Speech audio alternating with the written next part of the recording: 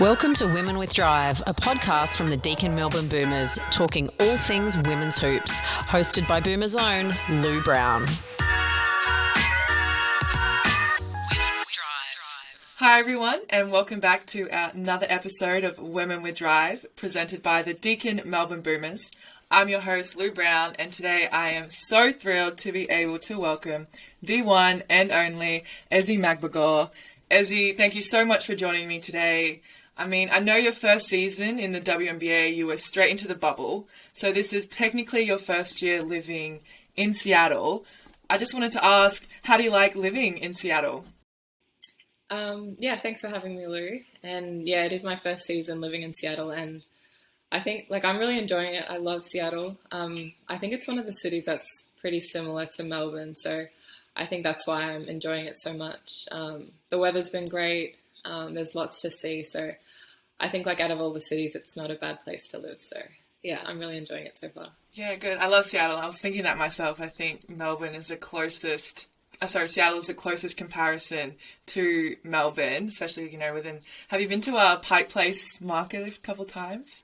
I have, yeah. I actually haven't been this season, though. So I went my first visit to Seattle in 2019 after I was drafted, and then I went last year before the bubble. But I haven't had a chance to go this year, surprisingly, but I think I'll definitely go sometime before I leave. Yeah, I have to sneak in a trip before you leave. But also, again, it's your first year actually being able to travel around the US. Have you had any favorite experiences? I know right now we're looking at a picture of you with Joe Biden. What was it like meeting the president? And then also any favorite cities outside of that? So we got to go to the White House, obviously, as part of our championship visit. I think it was 2-3 weeks ago now.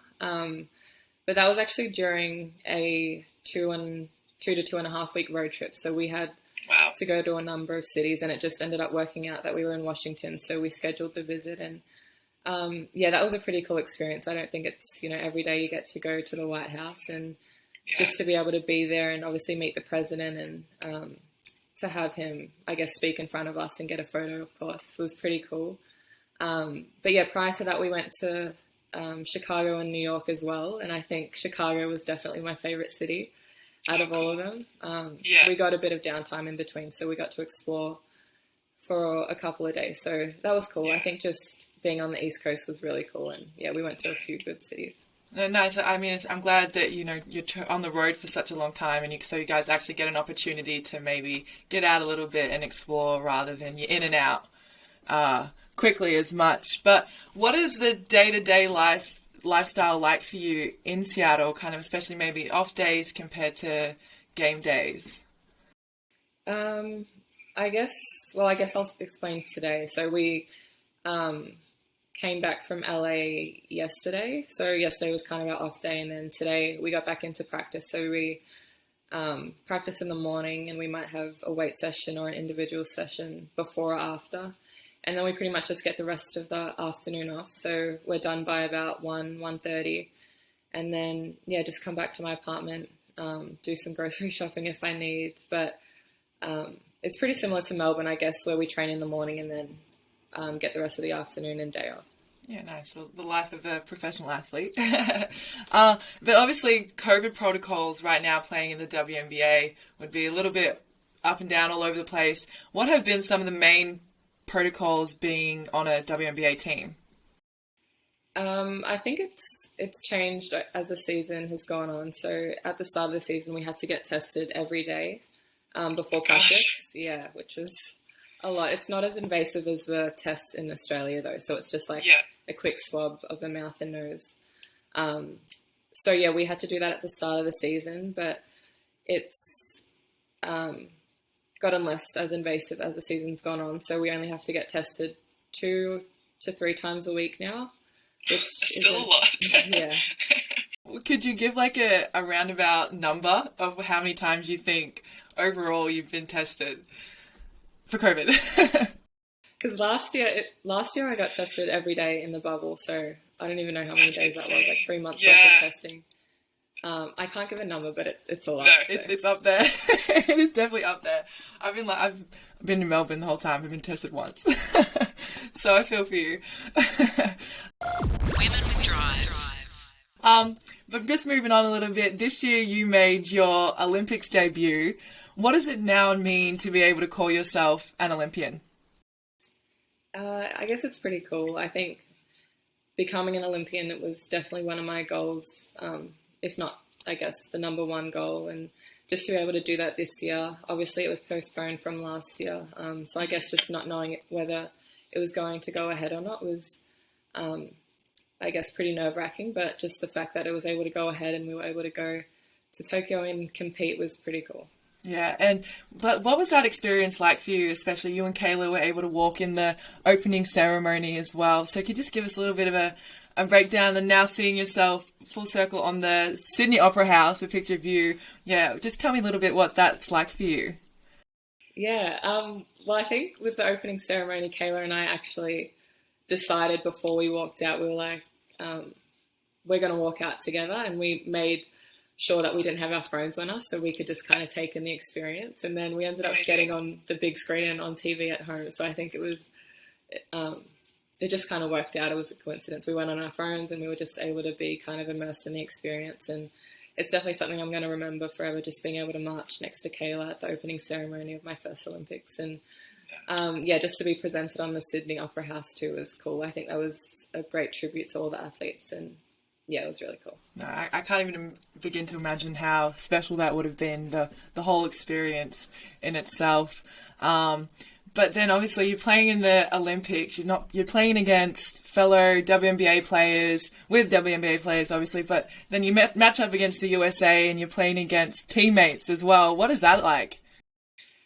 It's different. I mean, you'd rather have them on your team than playing against them for sure, but yeah, it's always friendly at the start, so we'd always say hello before the game and after the game. But I guess once you cross that line and step on the court, it's pretty serious. But yeah, it's always fun. I think just being able to go playing with Stewie and Sue and Jewel at Seattle, and then being able to play against them in Tokyo, that was a really cool experience.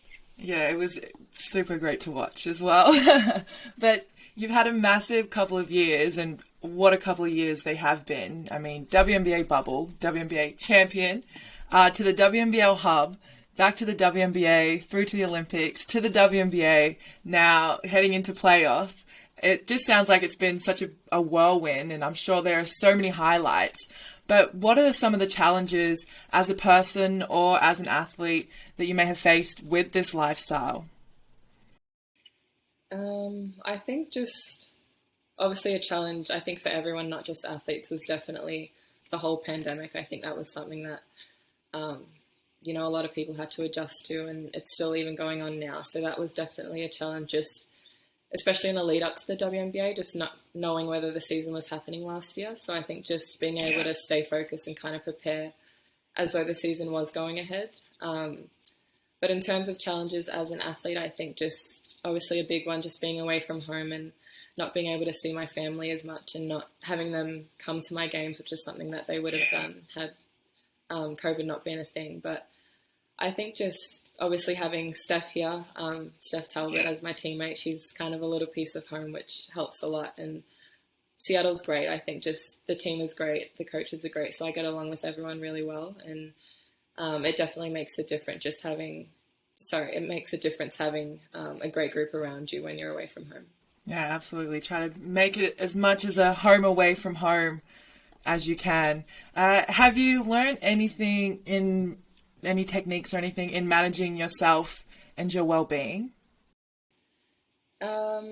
Yeah, I think just never getting too high or too low. So just trying to remain at a good level at all times. I think the season can be quite tiring, and it is a bit of a grind at times. But I think just if you're able to just, not ever get too high or too low, and whatever that is for you, I think just being able to have my family keep me grounded, that definitely helps me a lot. So just checking in with them all the time has helped me with managing a lot of things.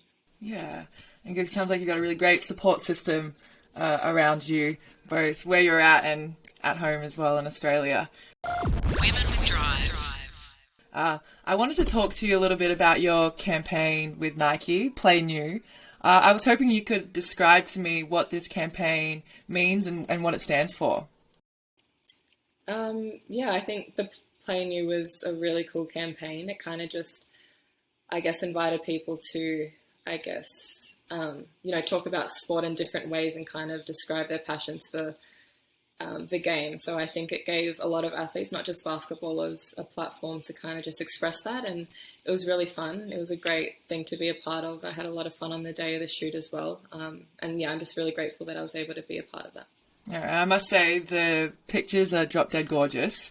I've seen them walk a couple of times when we're out of lockdown in the city and stuff as well. And yeah, you look amazing. So had to make sure I threw that in. But what did it mean for you to be a part of this campaign?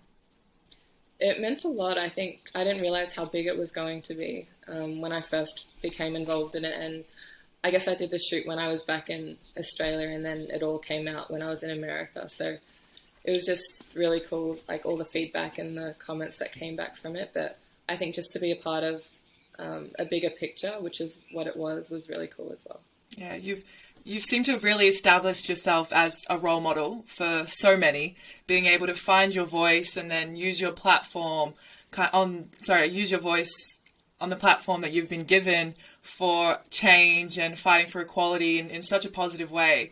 But I have no doubt that, along the way, it may not have always been easy for you.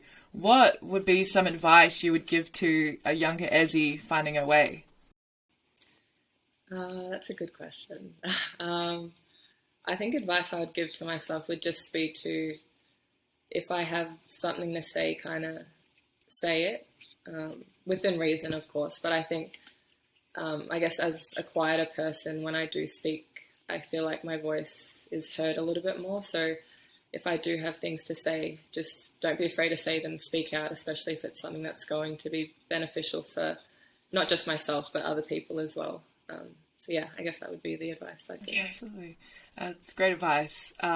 You, in the article, there's an article that Nike wrote about you with an interview that they gave to you. And at that time, you were answering 100 questions from 100 letters that a girl had posted on Instagram. That seemed really cool to me. But first, I'd want to ask, have you gotten through the 100 questions? I haven't yet. I'm at 67, actually. 67, amazing. I have a bit to go, so hopefully I'll get through by the end of the year. You brought up, in the article, you brought up 2 questions, and one in particular really stood out to me, especially just within the day and age that we live in. And I was hoping you could possibly just share your thoughts, maybe, or even your answer to that question. And this was, how does one live genuinely and authentically in a world that draws from the opposite? Oh, yeah. I don't even remember what I wrote for that question. But, it was, I think it said like question 4 or something. So it was a long time ago.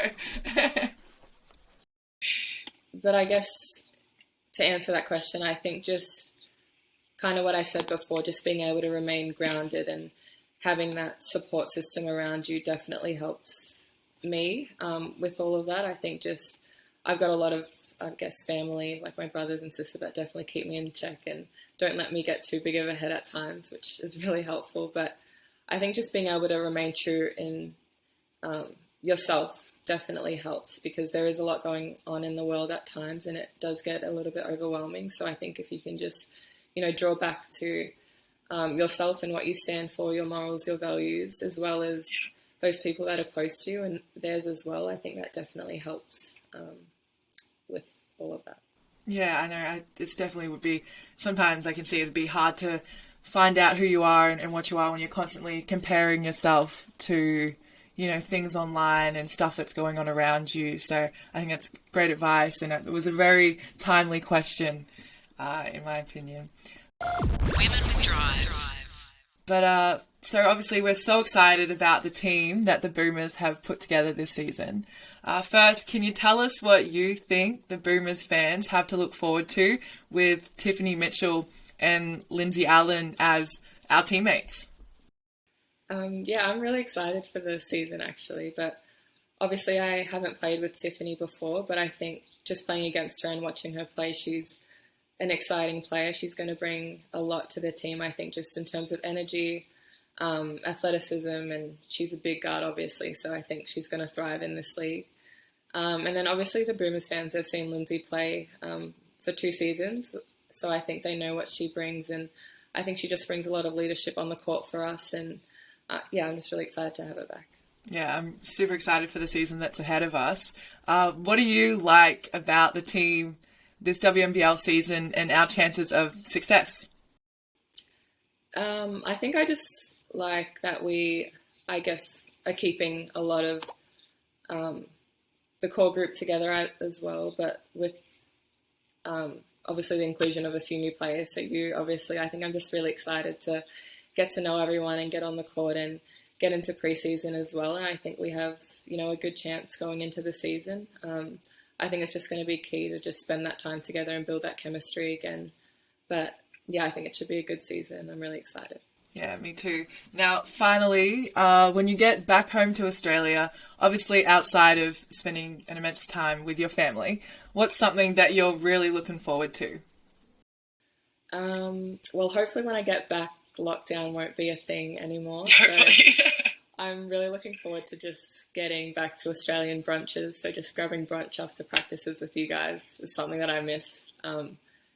Just Australian brunches. I miss that too. No, and it'll be good, especially now that we're in, obviously when you were playing Boomers, it's always been at the State Basketball Centre. So now transitioning into Parkville, there will be a lot more. There's going to be lots of good places around. Yes, lots of good brunch choices to choose from. Yeah, well, Ezi, thank you so much. It's been an absolute pleasure speaking with you this morning. I can't thank you enough. Thanks, Lou. Thanks for having me. And now, thanks everyone for joining me for another episode of Women with Drive. Make sure to stay up to date with all of our latest episodes. Next week, we will have 2 future superstars fresh off their silver medal GEMS campaign with Jade Melbourne and Nadia Pooch. Thanks for listening to Women with Drive, hosted by Lou Brown. Make sure you subscribe wherever you get your podcasts, and if you could, leave us a review.